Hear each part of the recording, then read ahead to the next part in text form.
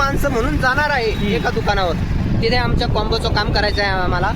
आता बघू तो किती खर्च सांगतो काय.